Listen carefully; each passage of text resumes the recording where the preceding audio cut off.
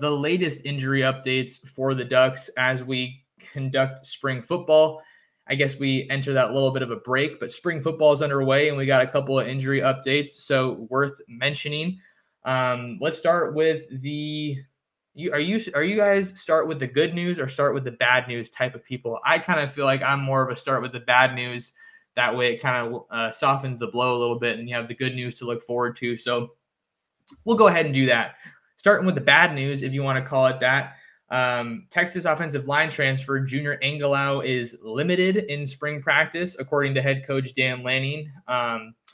Junior Angilau suffered a knee injury at Texas in fall camp leading up to the start of the 2022 season. So that knee injury caused him to miss the entirety of the 2022 season, which is definitely a bummer. But even with him missing all of the 2022 season, this is a guy who has played a lot of football for the Longhorns. He started each of the 3 years that he was at Texas, even before the 2022 season. So that's 2019, 2020, and 2021. He started and played, and I want to say at least 12 games for the Longhorns in each of those years, primarily manning down the interior, whether that be at left guard, right guard.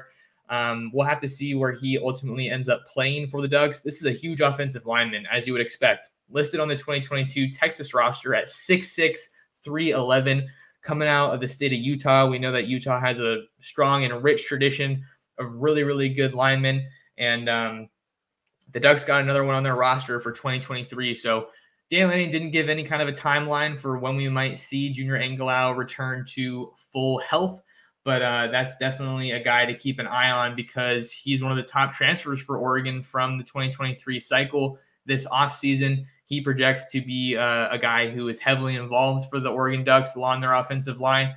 If we're looking at guard, guys that come back from last year, you have Marcus Harper, you have Jackson Powers Johnson, who really played all over the line, but I think that Jackson Powers Johnson could be a guy who we see as the starting center for the Ducks next year, or maybe they start Marcus Harper instead, although Marcus Harper played a lot of left guard last year, so you could see yourself with Jackson Powers Johnson as the starting center, and then you have Marcus Harper on the left. Maybe you see Junior Angilau on the right.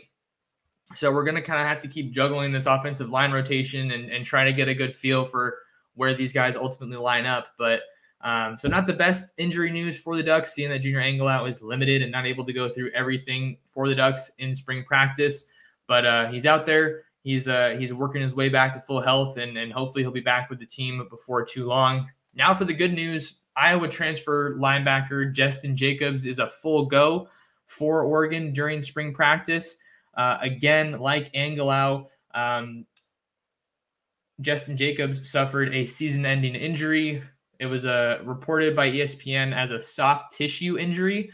The report didn't specify where on his body it was, but basically what happened with Justin Jacobs is that he had that soft tissue injury, missed 2 games, and then he returned to play against Rutgers last year, re-aggravated, worsened the injury, and he had to have season-ending surgery. So now that he's able to kind of move around, be flying around the field and running with that Oregon defense, that's definitely a good sign because he's already been tabbed as one of the top NFL draft prospects for the 2024 class in college football. I think that there's a lot of reason to be optimistic that Justin Jacobs could be someone who has an awesome season at Oregon because he's going to be getting coached up by guys like Dan Lanning, Tosh Lupoi, obviously now Brian Michalowski, Tony Tuioti, some other names on that defensive coaching staff.